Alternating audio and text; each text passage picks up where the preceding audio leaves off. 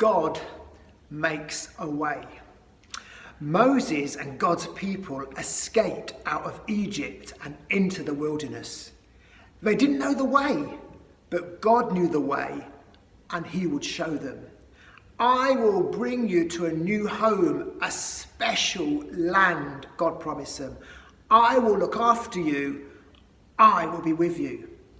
God sent a big cloud for them to follow, a pillar of smoke stretching up to the sky. It moved in front of them as they walked and shaded from the blazing heat of the day. And when it was time to rest, it stopped. All through the cold desert nights, it kept them warm, glowing like fire. God led his people through the desert to the edge of a great sea. They were just wondering how to cross it when suddenly they heard a terrible thundering and pounding. It sounded almost like horses' hooves.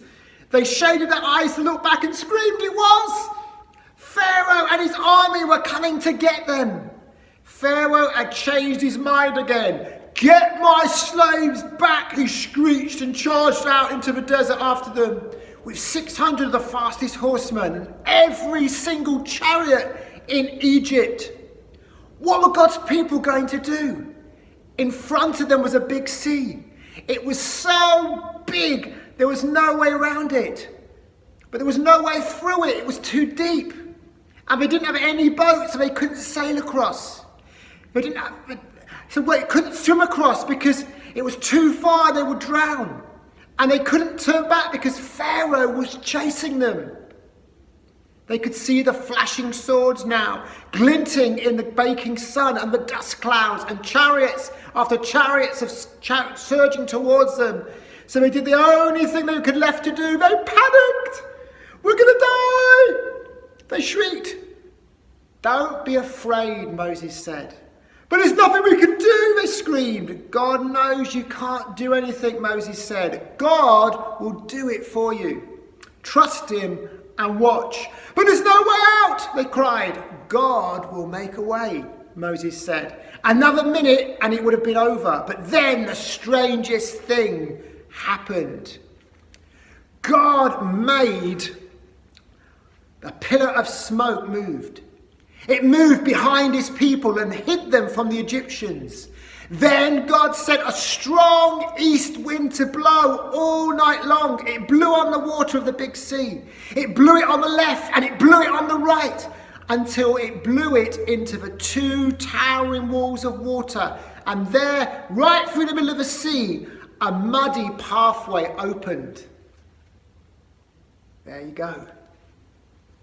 And God's people walked across on dry land.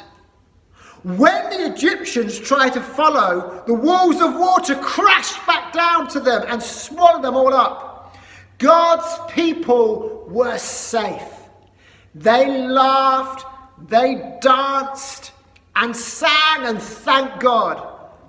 There had been no way out, but God had made a way. Many years later, once again, God was going to make a way where there was no way. From the beginning, God's children had been running from him and hiding. God knew his children could never be happy without him. But they couldn't get back to him by themselves. They were lost. They didn't know the way back. But God knew the way. And one day, he would show them. Isn't it amazing that God pushed the water so that Moses and God's people could cross the sea? Can you imagine all the different creatures that people would have seen in that sea wall?